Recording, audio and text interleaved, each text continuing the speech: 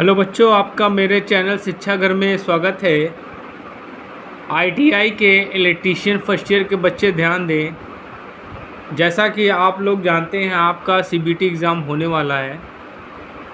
उसी की कड़ी में मैं आप लोगों के लिए मॉडल पेपर 12 लेके आया हूं, जिसमें हम इलेक्ट्रीशियन थ्योरी के आने वाले 38 क्वेश्चंस के बारे में डिस्कस करेंगे। इनको बड़े ध्यान से देखिएगा, समझिएगा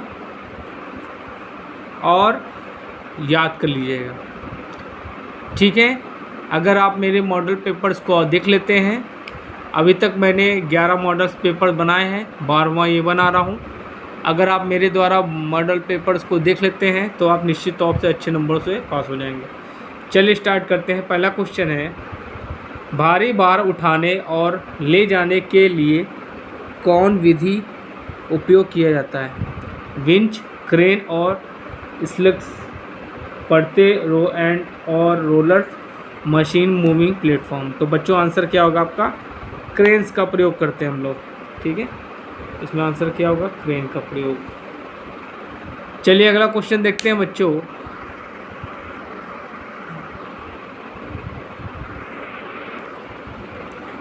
किस प्रकार के व्यावसायिक स्वास्थ्य खतरे के कारण संक्रमण हो सकता है? विद्युतीय नुकसान, जैविक नुकसान, शारीरिक खतरा, मानसिक खतरा। तो बच्चों इसमें आंसर क्या होगा आपका? जैविक नुकसान।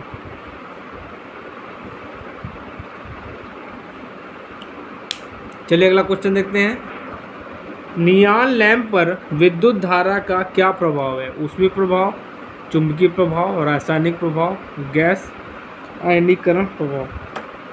तो बच्चों आंसर क्या होगा आपका? ऊष्मीय प्रभाव। चलिए अगला क्वेश्चन देखते हैं बच्चों।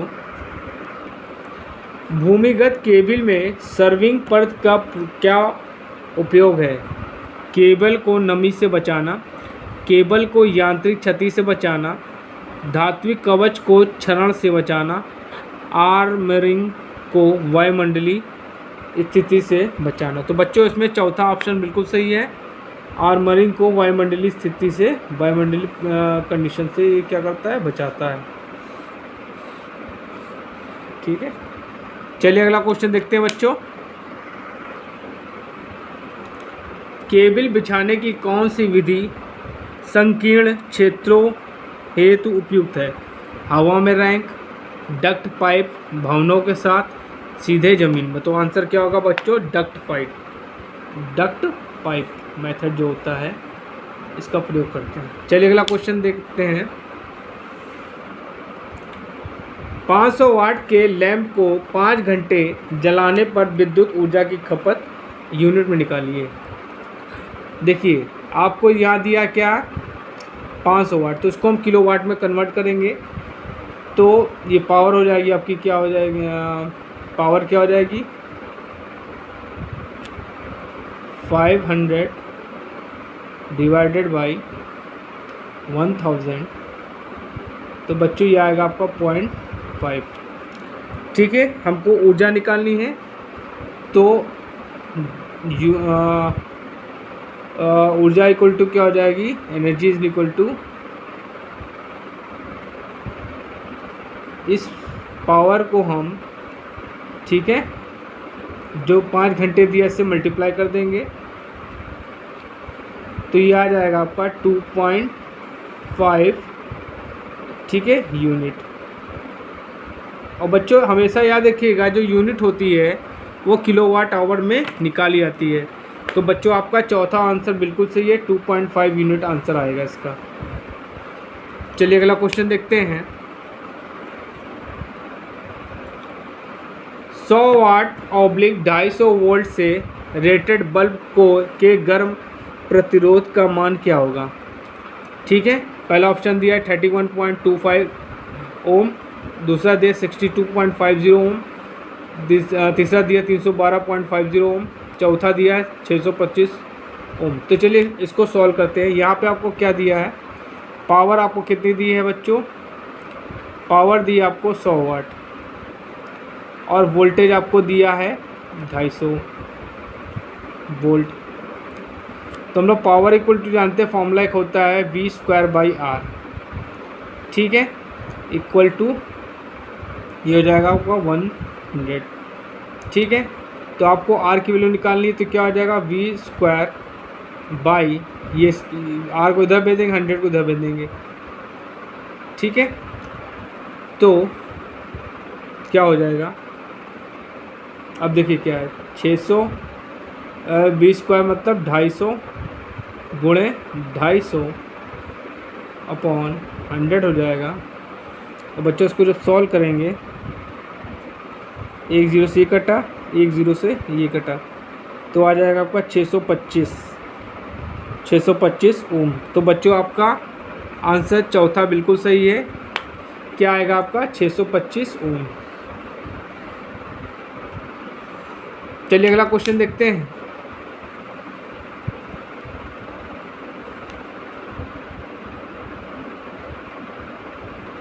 कौन सा नियम कहता है कि बंद विद्युत परिपथ में लगाया गया वोल्टेज पाथ के योग के बराबर होता है? ओम का नियम, प्रतिरोध का नियम, किरचॉफ का प्रथम नियम, किरचॉफ का दूसरा नियम। तो बच्चों इसमें आंसर क्या होगा आपका, किरचॉफ का द्वितीय नियम।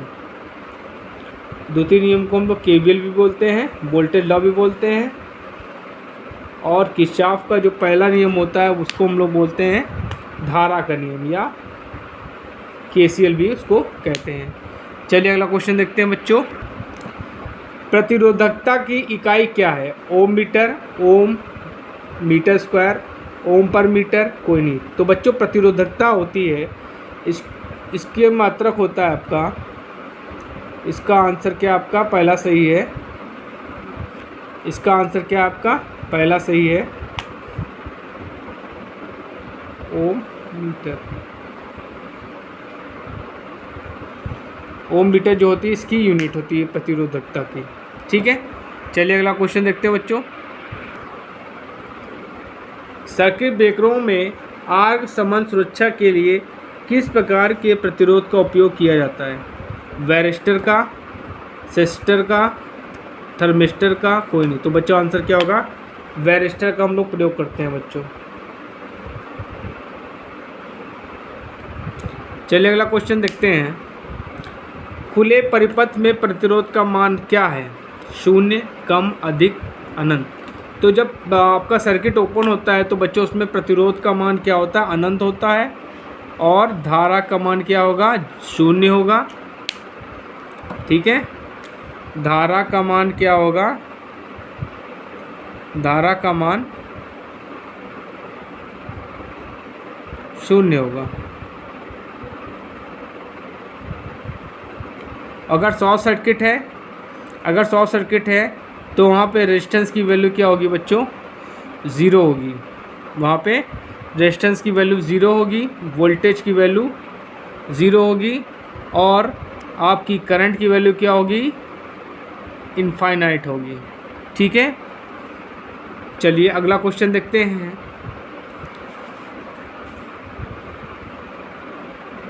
विद्युत वाहक बल की इकाई क्या है? Ampere per metre square, ampere metre, ampere turn, और एम्पियर पर टर्न। तो बच्चों आंसर क्या होगा, विद्युत वाहक बल का जो यूनिट होता है वो एम्पियर टर्न होता है। तो आपका थर्ड आंसर बिल्कुल सही है। चलिए अगला क्वेश्चन देखते हैं।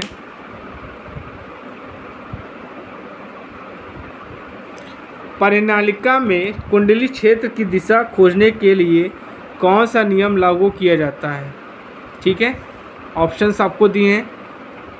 कॉक स्क्रू नियम, दाहिने हथेली का नियम, फ्लेमिंग के बाएं हाथ का नियम, फ्लेमिंग के दाएं हाथ का नियम। तो बच्चों आंसर क्या होगा आपका, दाहिने हथेली का नियम।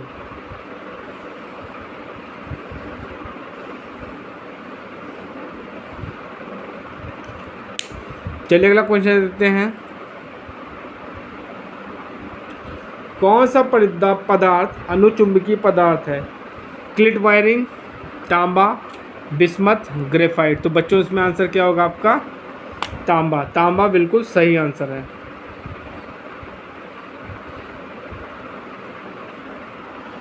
चलिए अगला क्वेश्चन देखते हैं।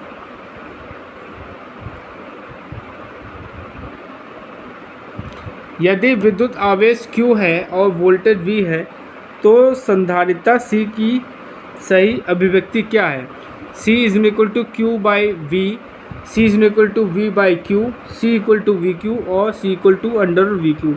तो बच्चों क्या होता है, देखिए Q इक्वल टू CV होता है, ठीक है।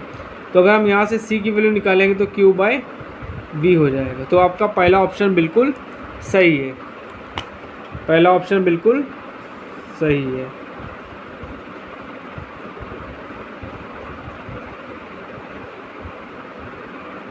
चलिए अगला क्वेश्चन देखते हैं बच्चों। फ्लक्स घनत्व की एसआई इकाई क्या है? Tesla, weber, weber per metre square, ampere, ton. तो बच्चों आंसर क्या होगा आपका? टेस्ला। टेस्ला बिल्कुल सही आंसर है बच्चों। चलिए अगला क्वेश्चन देखते हैं। द्वितीयक सेल किस नियम से कार्य करते हैं? लेंज का नियम, जूल का नियम, फैराडे के विद्युत अपघटन का नियम, फैराडे के विद्युत चुंबकीय प्रेरण का नियम। तो बच्चों इसमें आंसर क्या होगा? फैराडे के विद्युत अपघटन के नियम। चलिए अगला क्वेश्चन देखते हैं।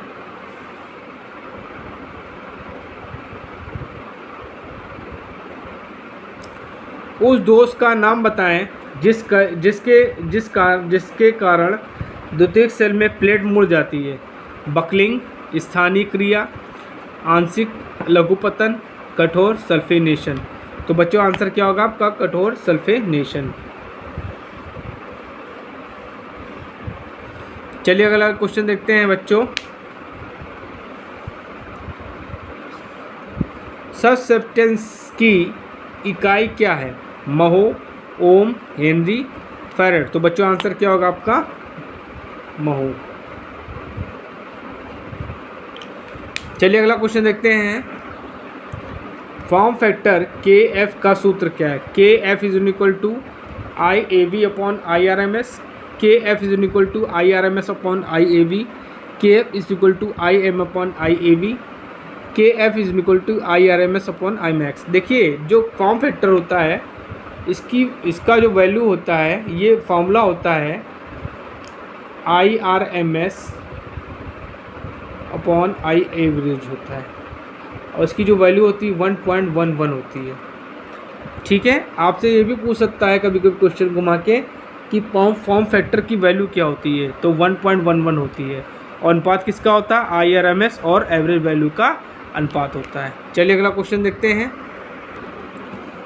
AC समांतर परिपथ में धारा के कुल अवरोध के रूप में किस वैद्युत शब्द से परिभाषित किया जाता है? प्रतिरोध, प्रतिबाधा, एडमिटेंस, सब्सटेंस। तो आपका आंसर क्या होगा? एडमिटेंस।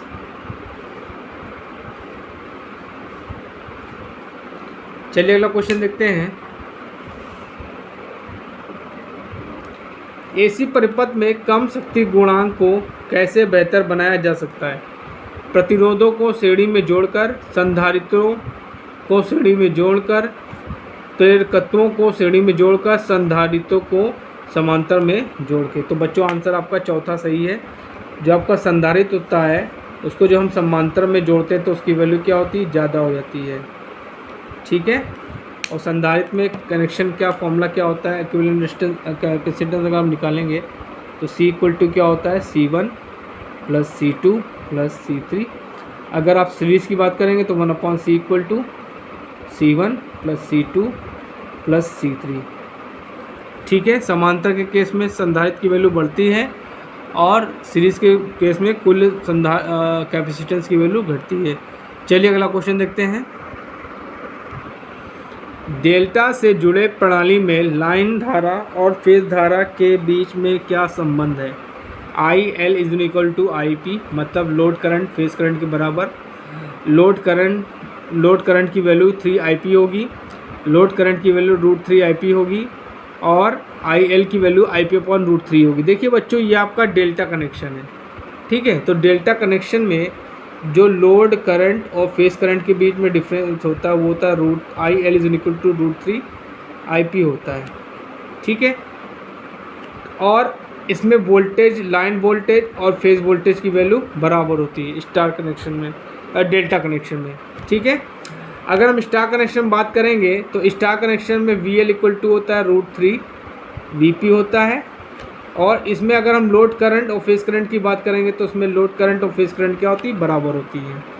ये आपका कनेक्शन किस में हो गया बच्चों, डेल्टा में,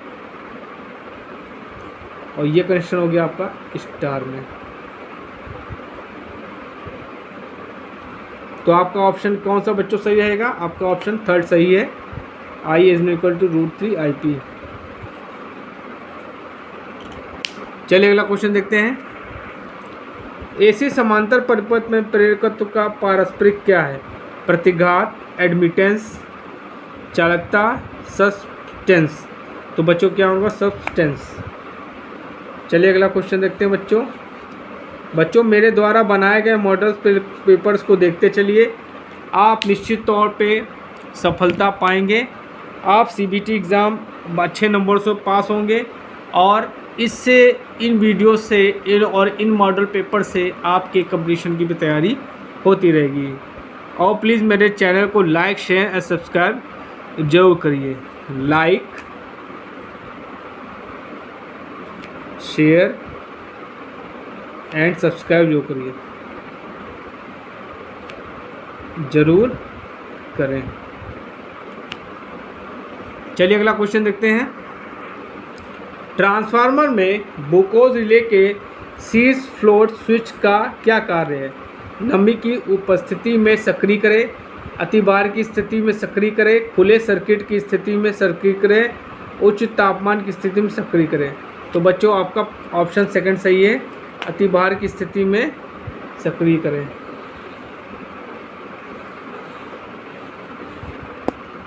चलिए अगला क्वेश्चन देखते हैं।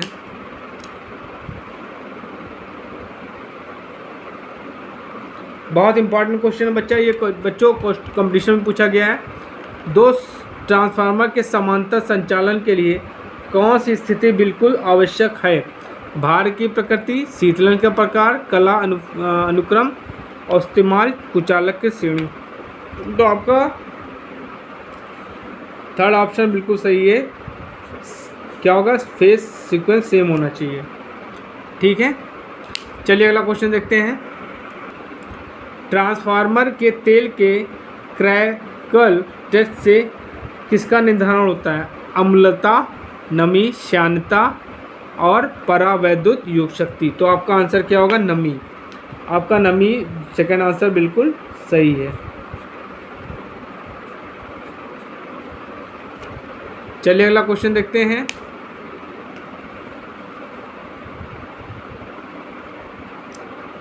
इंस्ट्रूमेंट रीडिंग की गलत स्थिति के कारण कौन सी त्रुटि होती है, उपकरण त्रुटि, मानव त्रुटि, प्रभाव त्रुटि और स्विचिंग त्रुटि। तो बच्चों आंसर क्या होगा आपका, उपकरण त्रुटि जो है बिल्कुल सही आंसर है। चलिए अगला क्वेश्चन देखते हैं। 1 ओम और 1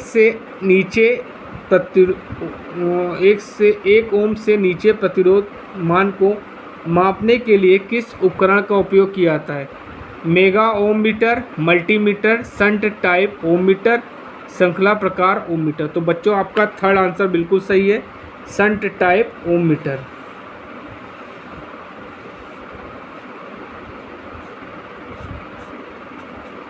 चलिए बच्चों अगला क्वेश्चन देखते हैं।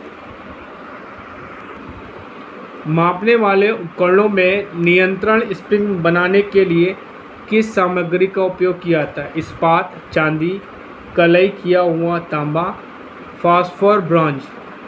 ठीक है, या आपको बहुत सी बुकों में आपको फास्फोरस ब्रॉन्ज मिलेगा। तो आपका आंसर क्या होगा, फास्फोर ब्रॉन्ज। चलिए अगला क्वेश्चन देखते हैं। ल्यूमिनेंस इंटेंसिटी का मात्रक क्या है, इंटेंसिटी का मात्रक क्या है, लक्स, ल्यूमन, कैंडिला, स्टेरेडियन। तो आपका आंसर क्या होगा, कैंडिला बिल्कुल सही आंसर है बच्चों।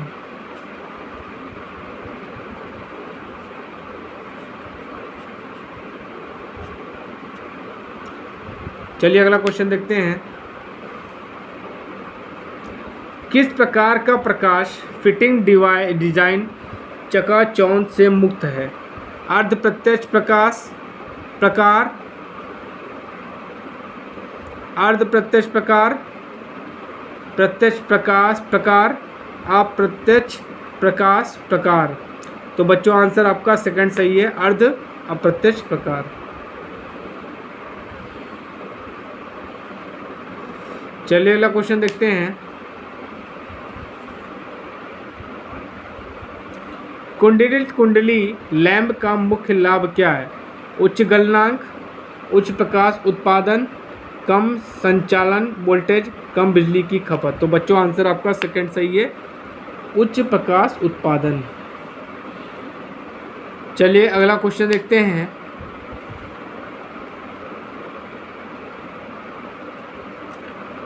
कोल्ड कैथोड लैंप कौन सा है?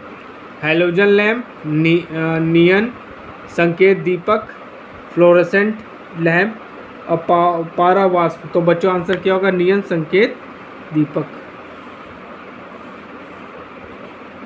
चलिए अगला क्वेश्चन है। आवेशों के प्रवाह की दर को कहते हैं? धारा, प्रतिरोध, चालकता, नल। तो बच्चों आंसर क्या होगा आपका? धारा, या कह सकते हैं मुक्त इलेक्ट्रॉनों की प्रवाह की दर को धारा कहते हैं। चलिए अगला क्वेश्चन है। सबसे अच्छा चालक है? चांदी, सोना, लोहा, कॉपर। तो बच्चों आंसर इसमें क्या होगा? चांदी। चलिए अगला क्वेश्चन देखते हैं। किसी चालक में इलेक्ट्रॉनों की संख्या होती है 10⁻22 लगभग, 10⁻20 लगभग, 10⁻18 लगभग। तो बच्चों आंसर क्या होगा? पहला ऑप्शन बिल्कुल सही है। एक अच्छे चालक में 10⁻22 लगभग इलेक्ट्रॉन होते हैं। चलिए अगला क्वेश्चन देखते हैं। बहुत इंपॉर्टेंट क्वेश्चन है बच्चों, कई बार पूछा गया है, कंपटीशन में पूछा गया है। ओम के नियम का पालन करते हैं? प्रतिरोध, इंडक्टर, कैपेसिटर, सभी। तो देखिए आपका प्रतिरोध भी ओम के नियम को फॉलो करता है, इंडक्टर भी करता है, कैपेसिटर भी करता है। तो उसमें आंसर क्या होगा आपका? सभी। डायोड, ट्रांजिस्टर, ये सब जो हैं आपके जो हैं ओम के नियम को फॉलो नहीं करते हैं। तो बच्चों आज मैंने आपको 38 क्वेश्चंस बताए हैं मॉडल पेपर 12। इनको ध्यान से देखिएगा, पढ़िएगा, लाइक शेयर सब्सक्राइब जरूर करिएगा जिससे और बच्चों का भला हो सके। और प्लीज़ मेरे चैनल को लाइक शेयर सब्सक्राइब जरूर करिए जिससे मैं आप लोगों के लिए और अच्छे अच्छे मॉडल पेपर्स बनाता रहूँ। Thank you.